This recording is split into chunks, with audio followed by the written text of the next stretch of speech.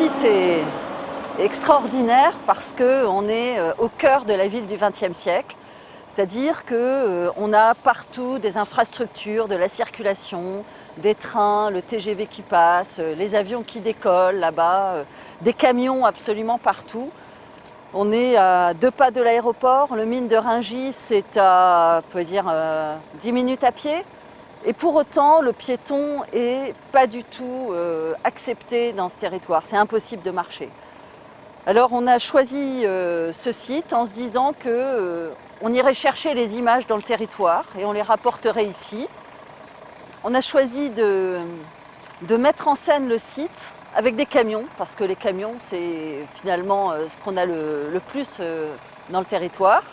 Et ces camions vont être totalement customisés avec, il va y avoir un camion qui va servir de la nourriture, un food truck, il va y avoir un camion qui va projeter des images, il va y avoir un autre camion qui va être transformé en lieu d'enregistrement de tous les gens qui vont venir sur le site.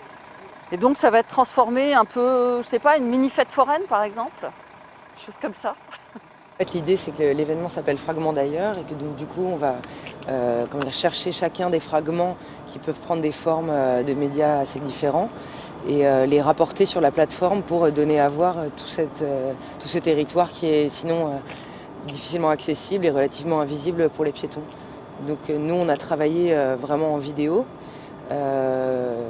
C'est un des fragments, c'est un triptyque de film.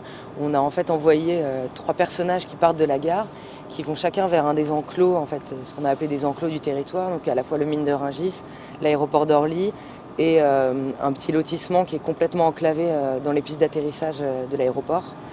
Et l'idée, c'est que donc, ces 3 personnages partent à pied vers ces enclos et donc par leur parcours, on découvre tous ces éléments de territoire qui ne sont jamais parcourus par des piétons. C'est complètement inventé en fait ce chemin. Il n'existe pas, mais il existe par le montage du coup. Et ça fait quelque chose d'assez irréel, mais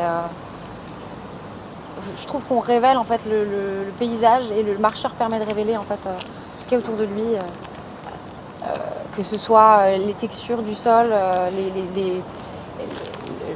les immeubles, j'ai pas le vocabulaire architectural, mais le territoire, voilà, etc. Ce qui est intéressant, c'est qu'associé à la vidéo, en fait, c'est ce qui fait l'intérêt de notre équipe aussi, c'est que se sont regroupés aussi des artistes plasticiens, donc ils sont partis de la même façon dans cette exploration, dans une sorte de bravade en fait, pour parcourir des zones inaccessibles, effectuer des franchissements et rapporter donc des fragments aussi sur la gare, mais sur des supports différents. Donc en l'occurrence, on a 2 artistes plasticiens, Jesus Benitez et Leila Willis, qui travaillent essentiellement à partir de photographies et qui donc là en sortent des tirages en général à partir de photographies macro, qui en sortent de très grands tirages, donc ils seront mis une façon de mettre en valeur des fragments du minuscule en fait, qui sont pratiquement indétectables à l'échelle je dirais, du marcheur. Et donc c'est une façon de rapporter des éléments plus précis du paysage sur la gare, les mettre en valeur.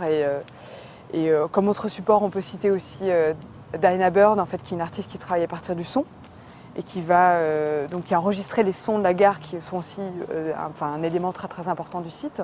Donc que ce soit au travers de la circulation des trains en eux-mêmes, mais aussi de l'aéroport, etc. Et donc elle a fait un montage sonore à partir de ça, qu'elle va aussi diffuser pendant la gare, donc pendant l'événement. Voilà, une lecture aussi sonore du territoire.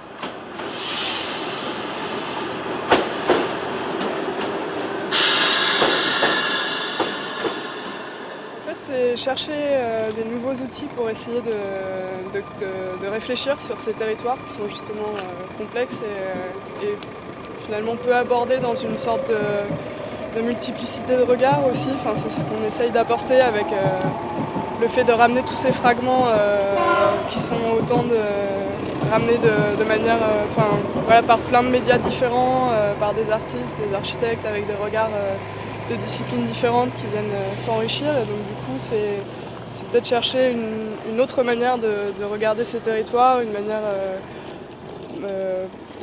constructive, positive, disons. Et puis re-questionner des outils de projet existants aussi, essayer d'en trouver d'autres peut-être.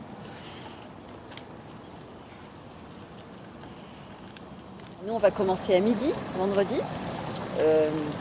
Et vers 4 heures, on va organiser un grand débat sur qu'est-ce qu'une gare aujourd'hui. On parle beaucoup des gares du Grand Paris, mais est-ce qu'une gare, les gares que l'on connaît ne sont pas plutôt des lieux d'une banalité absolument effondrante, même s'il y en a des très belles, hein.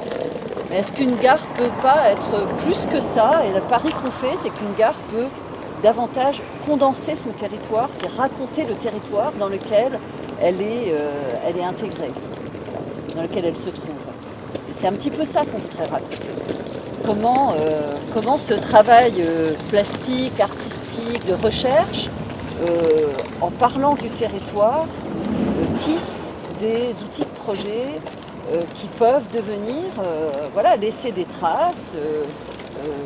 Et pourquoi pas, le jour où cette gare va devenir une des grandes gares du Grand Paris, eh bien, peut-être qu'il en restera quelques traces et qu'on aura envie de raconter le territoire et non pas d'avoir une gare standard.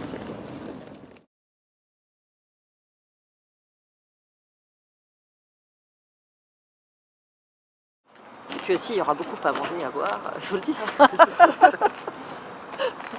Il y aura de la musique à manger et à boire.